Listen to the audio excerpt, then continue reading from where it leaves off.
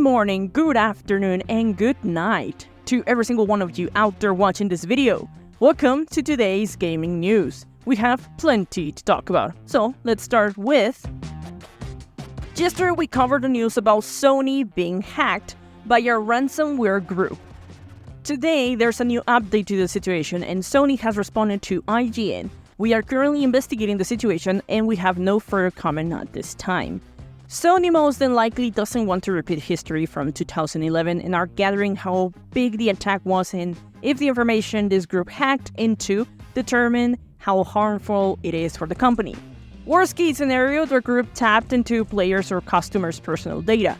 We got to remember, Sony doesn't work only in the gaming industry, so the files stolen are from a huge pool of data. As time moves on, more bits of information will become available and I'll be reporting on it. But let's move on to some other bigger news. Once some game publishers started increasing games price from $60 to $70, we knew it was only a matter of time for every publisher to follow along. PlayStation, Nintendo, and Xbox have done this as well, except Capcom, one of the few publishers that have stood their ground pricing their games on $60 and below. But that could change potentially soon. President of Capcom believes some games should cost more.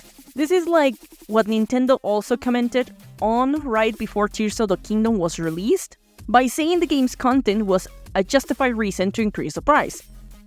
Haruhiro Tsujimoto, Capcom's president, spoke during the Tokyo Game Show about increasing cost of game development and how that ties to the pricing of the games. His full statement was, "There is also a need to raise wages in order to attract talented people.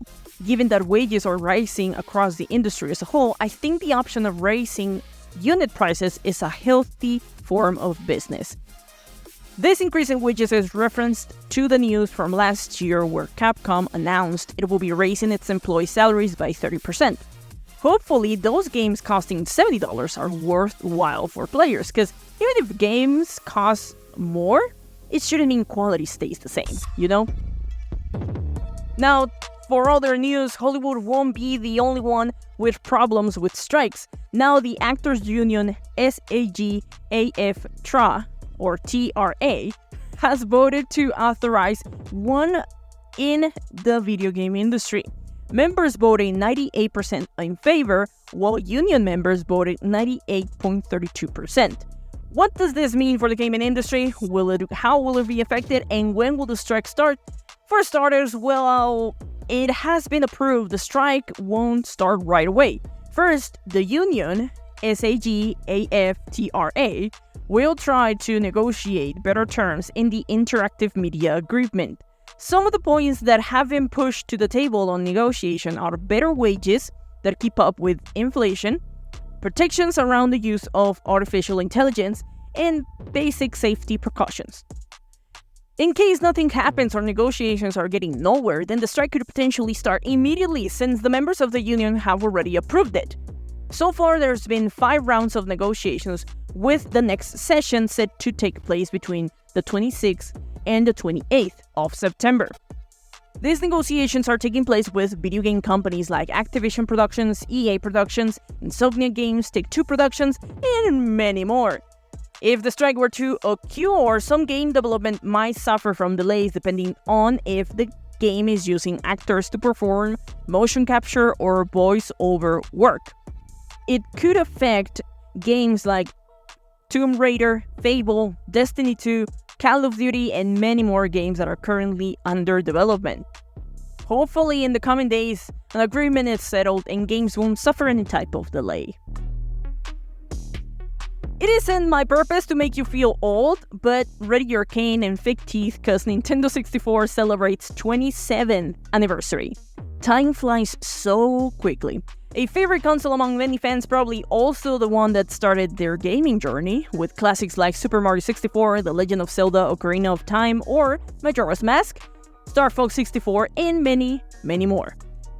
A lot of fans have taken to social media to remember their most memorable games or moments. What is your favorite memory with this console, if you played it? I will share mine. Unfortunately, I never played on the Nintendo 64 console.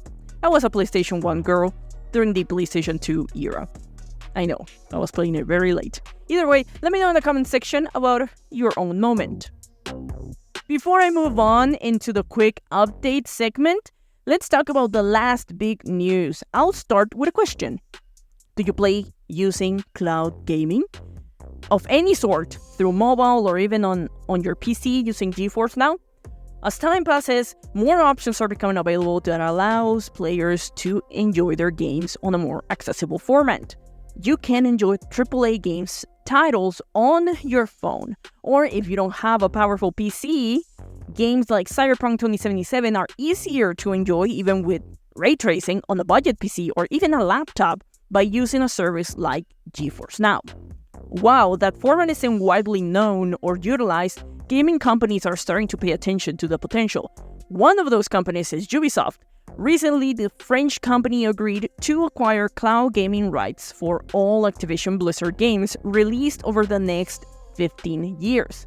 Ubisoft CEO Yves Guillemot said on an interview, when Netflix first said it was going to go into streaming, their chairs fell a lot, and they were widely criticized. Today, we see what they have become. It's going to be the same with video games, but it will take time. When it takes off, it will happen very quickly. Though some might think differently or are against this, a research group called Omdia estimates that cloud gaming services will bring in $3.2 billion in this year, and are confident that those numbers will at least double in the next 5 years.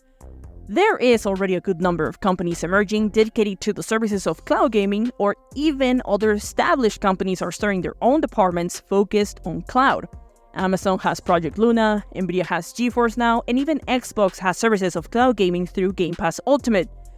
I would agree with Ubisoft's CEO. Streaming has taken some of the percentage from TV and film industries, and gaming for a time has been available to those that own a console and a decent PC.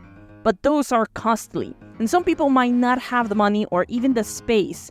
So a laptop or a phone are a lot easier to use when you have limitations. Though, even sometimes, playing through cloud gaming is a lot easier even if you don't think about the things I said before. You can travel and take your games with you anywhere. Or even play away from home, right? Even if you're not traveling, just going outside to the park, touching, if people tell you to touch grass, you can just take your phone with you and continue playing from cloud. When more people start seeing the benefits of it, the growth of this format will grow exponentially. So now for the quick updates, I only had one for this episode, and it's games for October in PlayStation Plus Essential were leaked ahead of the official announcement, like every other month they do. But if you're subscribed to the service, you'll enjoy the Callisto Protocol and Farming Simulator 22. The games will be available to download from October 3rd until November 7th. But that's all for this episode. What are your thoughts on this gaming news? Let me know in the comment section. I'm the Honey Badger, and I love to talk about everything gaming from news to games. If you liked the video, remember to leave a like and share. It really helps. Don't forget to subscribe. See you in the next video. Keep on gaming.